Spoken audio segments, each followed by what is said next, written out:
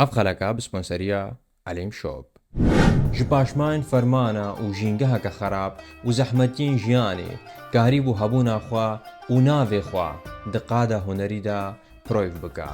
Ew jî hunermend Elî Şingalî ye. Werin em û hûn ji nêzîng Elî Şingalî nas bikin.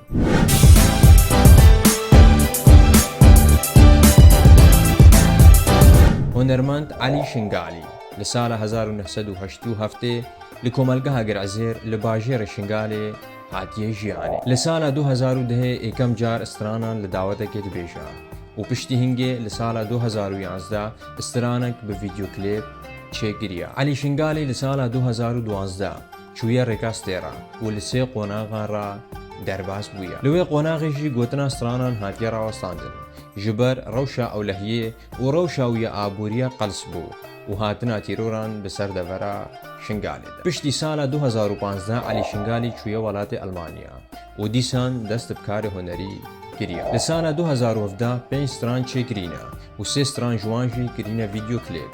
Ew jî Xerîb Xerîb, Felek Dêbesa û Heywan.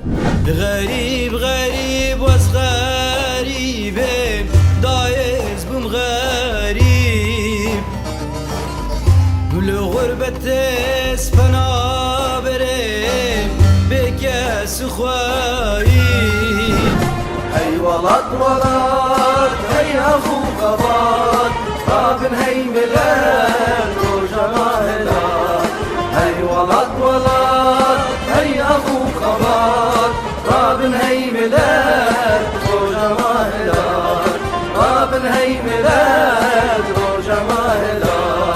Heta niho Elî Şingalî heft stran ji peyv û awazên xwe çêkirîne û 4 stran ji peyvên Abdulezîz û stranên dî jî ji peyv û awazên hunermend İbrahîm Şingalî. Heta niho Elî Şingalî 27 stran hene û klêbên profesyonel jî hatine çêkirin 12 klêbin û heta niho jî berdewam. Li gor gotina wî Elî Şingalî êkem hunermendê êzdiye ku stran li ser sê meqaman gotiye: Kurd, Seba û Hicaz. Ew jî strana Dayikam Şingalî. دايكام شنقال اسكرتم الجوي اخو وياباتم دايكام شنقال اسكرتم الجوي اخو وياباتما تسر بلندم بتوسما. Ji amirên mozîkê jî Elî Şingalî tembûr û ûdê dijene. Lê bihra bitir hez ji ûdê dike.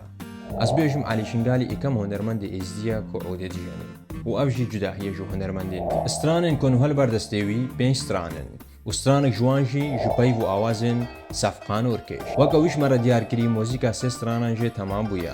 Li hêviya belavkirina wan din.